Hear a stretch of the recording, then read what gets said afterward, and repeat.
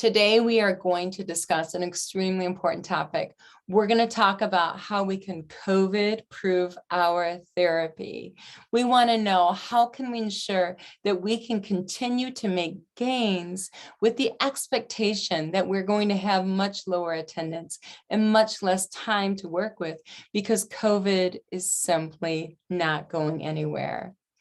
So the question is, what can we do with the expectation that we're going to have much less time allotted in therapy to create change?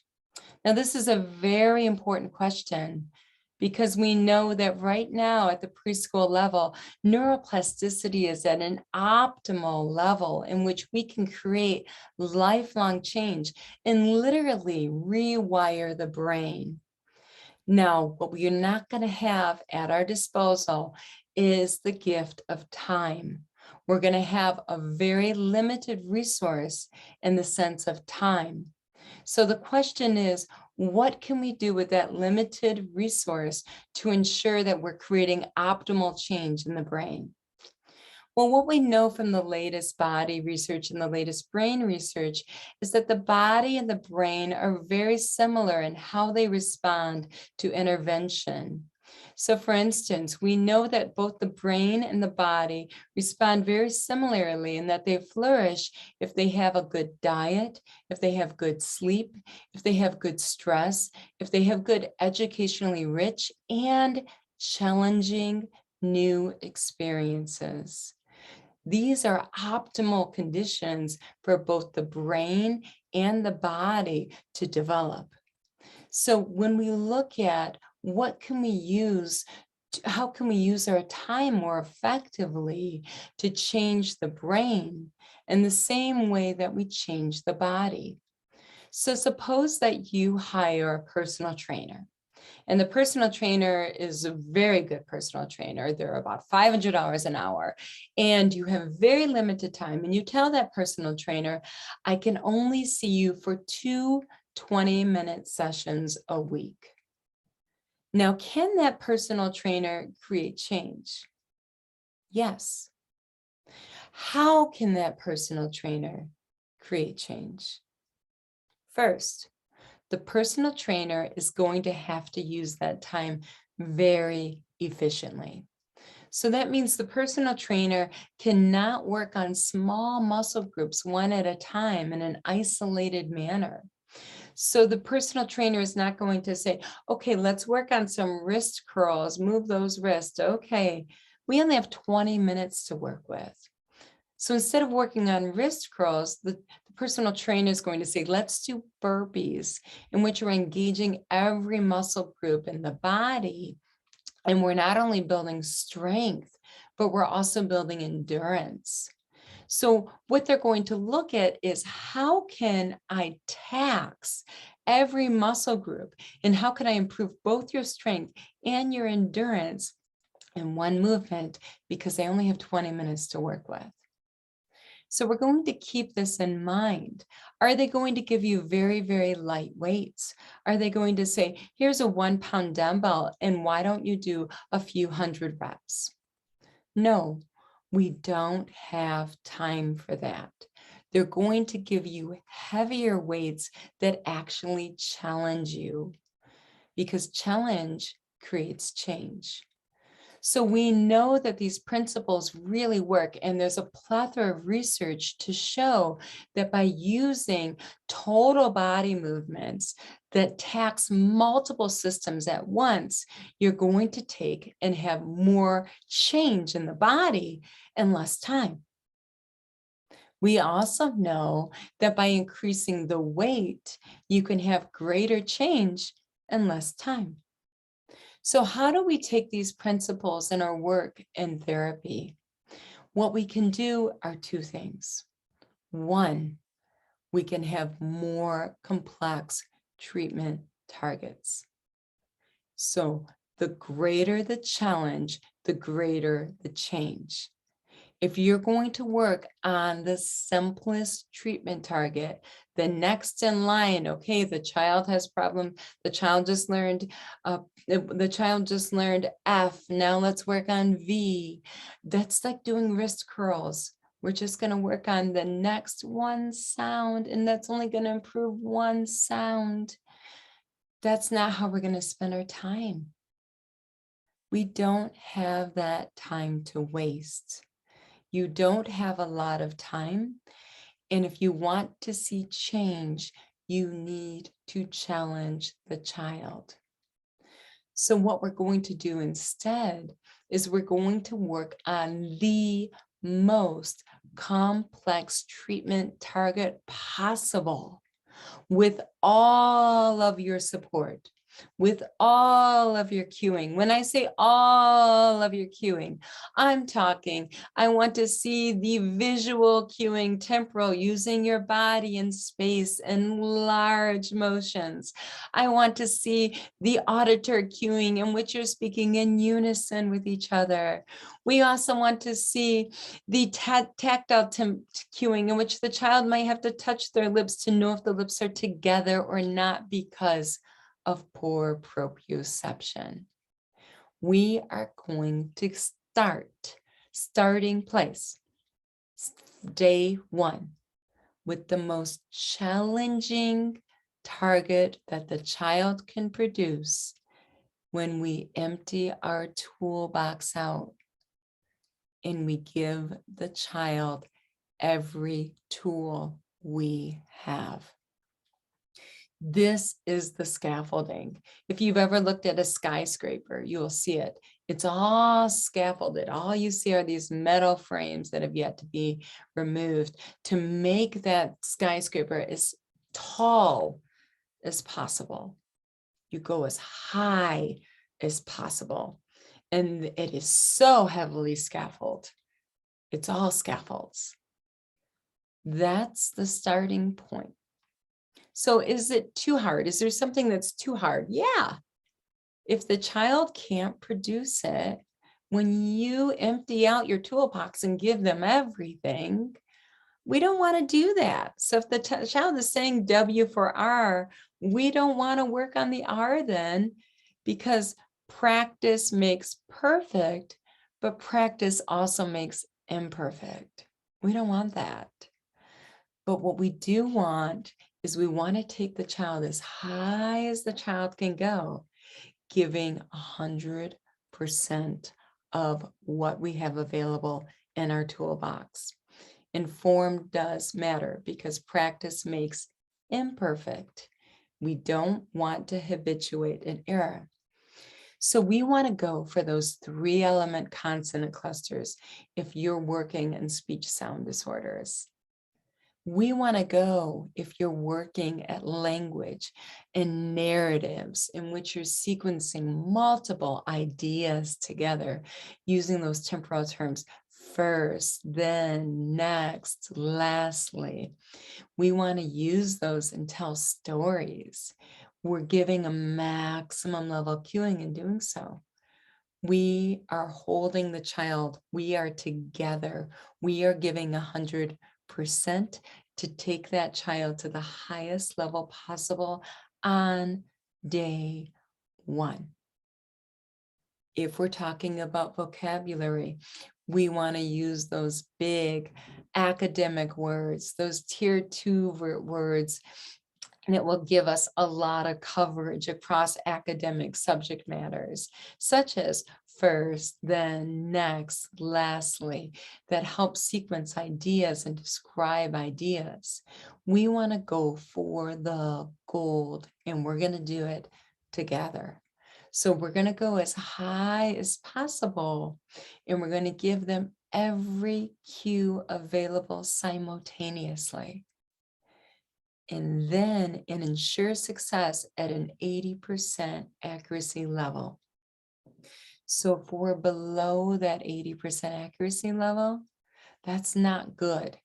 If we're below that 80% accuracy level, we risk 2 things. 1, we risk habituation of an error. So the error through practice is becoming stronger and more ingrained. We don't want that. Secondly, we risk frustration, and we don't want that as well. If we go at an 80% accuracy level, where they're correct 8 out of 10 times, we're at a perfect challenge point. And it's enough challenge that we're creating change. If we're above that and the child is accurate 90% of the time, that's too high. We're not challenging the child enough. So we're going to want to remove some of those cues that we're giving them to challenge them more so that they're at that 80% challenge point. So that is one thing we're going to do, is we are going to select complex treatment targets. Is high, just like when we lift, just like if we're lifting weights, okay? So here I'm gonna lift right now my 25-pound dumbbell, okay? I can lift this 25-pound dumbbell because I have good form. If I don't have good form, I'm going to have to go to a lighter weight. In a similar way, if you don't have good form, you're going to have to go to an easier treatment target, and you're going to have to shelf that harder target until the child is able to produce it correctly, given a maximum level of cueing. We can go back to it as the child gets stronger. Just like in weightlifting, maybe 25-pound dumbbells, that's not your thing today, but maybe it will be next week as you get stronger. So what is the second thing we can do? What else can we do to help this child make progress when neuroplasticity is at its highest level? This is high stakes that we're doing here. This is lifelong change that we're creating. So what we're also going to want to do is we're going to want to work multiple systems at the same time. So what I like to do is I like to take the speech targets. So if I'm working on speech clarity and I want to put them in a complex paragraph syntax. So I'm also improving not only speech, but I'm improving the length and the complexity of the language. On top of that, in terms of the vocabulary, I want to use those narrative temporal words that also improve executive function. First, next, then, lastly. These are tier 2 vocabulary words that will give coverage for the child across academic subjects. These are golden. These are pivotal skills that I want to be automatic for the child, that the child can use these terms in their sleep, just like driving a car. They do it so much that these temporal terms are automatic to them so that they can easily sequence their ideas and they can share their thoughts in telling a story. So if they're having problems, if they had a rough day at school, if they have an academic challenge or personal challenge, which children with communication impairments are more likely to have, they can have an easy way to convey their thoughts to others. Okay, and that will lessen the behavior issues, being able to communicate academic and personal challenges. Excuse me. So those are two areas we want to think about. One, creating greater challenge, and two, working multiple systems at the same time. So what I found when I work a paragraph, I have children memorize a paragraph. That's really what they're doing. They're memorizing the paragraph. And there's a reason for that, because I want it automatic. I want them to know backwards and forwards how to say this complex paragraph. Because when they're able to do that, some things happen that are really great. One, they're able to be the teacher. There's an internal locus of control. They're in charge of their learning. They know the target. My job is now to assist them as they take the lead. They're doing the talking and ensuring proper form. Very much like a personal trainer, you can't do a child's push-ups for them. But what you can do is you can ensure that the joints are all in line. you can ensure that the form is proper.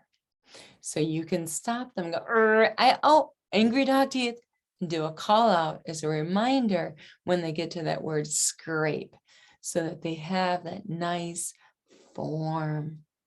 And they're the teacher and they're in charge.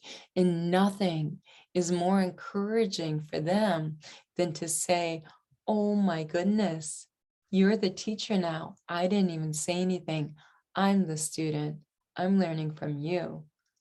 And I think the reason that is so motivating to the children we work with is because communication is power. And when you are an effective communicator, you have control. You have control over others and how you interact with others. You have control over your environment.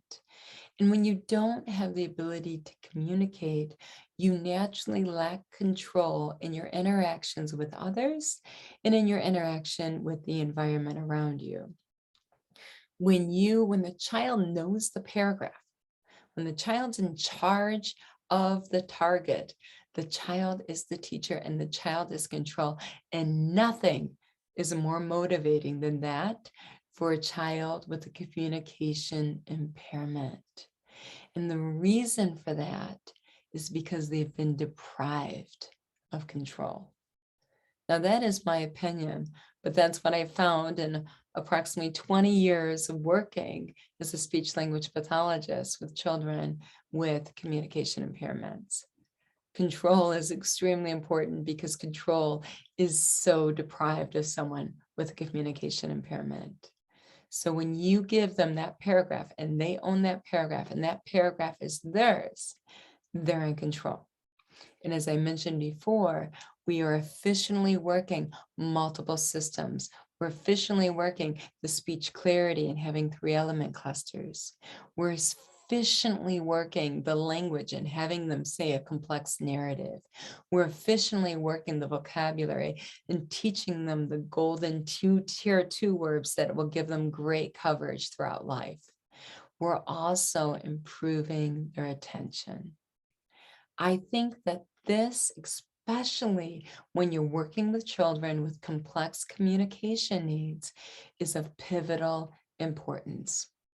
I find the greatest gains in working on the paragraph, not with the children with mild to moderate speech impairments, speech and language impairments. I find the greatest gains for the children with complex communication impairments. And those are the children with autism. Those are the children with Down syndrome. Those are the children with cognitive impairments. Those are the children with other sorts of syndromes that globally impact them. And I think the reason these children are benefiting so much from the paragraph, remember, they're saying a paragraph in the beginning with a maximum level of support, with everything that you can possibly give them to make it possible, 1 foot after the next, 1 step at a time. You just keep going. Starting's the hardest part. Just keep going. What happens is they develop attention. I think that social media is onto something. Attention is invaluable, particularly for children with complex communication needs.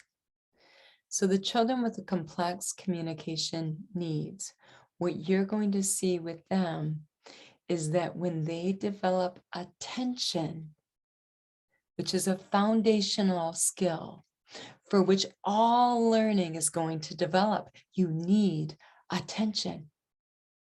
When you have attention, you're going to see spontaneous improvements in language, spontaneous improvements in behavior, spontaneous improvements in socialization, spontaneous improvements in vocabulary, spontaneous improvements in motor skills, and spontaneous improvements in play. You are going to see improvements globally from working with children with special needs, especially complex needs, because many of them, what they're lacking is attention, as an underlying skill that must be developed for other skills to ensue. It's kind of like when you're working out, if you have aerobic endurance, for instance, I'm going to use this as an example. I can get aerobic endurance from cycling on a bike in a spin class. That aerobic endurance will transfer to me becoming a better runner, or me becoming a better swimmer, or me becoming more proficient at walking or any other sport. It's an underlying foundational skill that has a cascading effect on other areas. Attention is like that. It's this underlining neurological skill that when you develop attention and an improved ability to, one, orient your attention, which is number two, to maintain the attention. Number three, to shift your attention. When these abilities are improved, everything else starts spontaneously developing. So we can do so much by improving attention when neuroplasticity is at its highest level. So the two takeaways that I'm leaving you with today to COVID-proof your therapy, to make great progress during this time, despite attendance expecting to be maybe half what it would normally be, are two things. One, more challenging treatment targets. We've got to increase the challenge of the target with less time to spend. We don't have the time for a high number of reps or for a long period of practice. We must increase the challenge. We have to work at a level that is at the child's challenge point. And we can do that by emptying out our toolbox and giving the child every scaffold possible.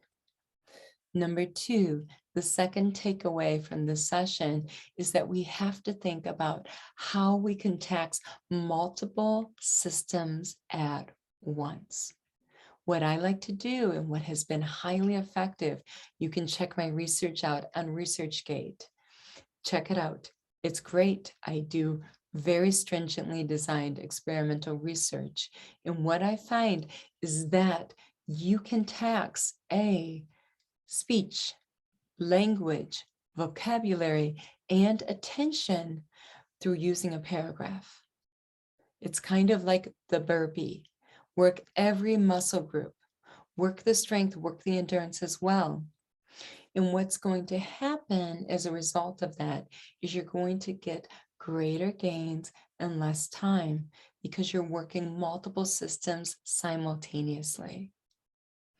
So those are the two takeaways that are extremely important, because what we're doing here is very high stakes.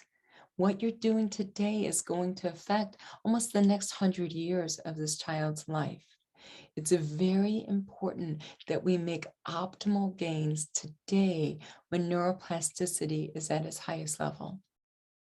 So thank you so much for being here with me today, joining me at the drawing board to create a better tomorrow. Go take on the world and go make it a better place.